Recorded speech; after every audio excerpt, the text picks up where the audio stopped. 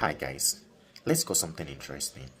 Do you know that people with PTSD or trauma may never recover without treatment? You'll be told to get over it, move on with your life. But if you have trauma, you realize it's not just as easy as that. Trauma isn't just a bad memory that you choose to forget about it, or like an injury that you recover naturally over time. It's much more complex than that. When we say trauma, we're talking about a complex psychological and physiological response to an incident or experience that overwhelms an individual's ability to cope. You can understand how much scale of damage this does to the brain and the body.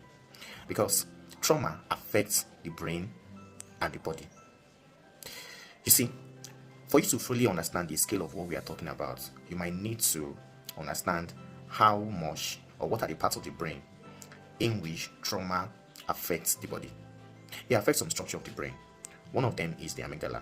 The amygdala generally is referred to as the fear or the emotional center of the brain, the emotional control center of the brain that determine how you react to fear stimulus, things that make you afraid, and all that. For people who are experiencing trauma, who have experienced trauma, what you notice is that their amygdala is overstimulated, and this explains why you see them that they are always on the edge, always afraid, even when there's nothing around them that should make them afraid at that point in time. Another part of the brain is the hippocampus. The hippocampus is the part of the brain that helps to transmit information from the short-time memory to the long-time memory.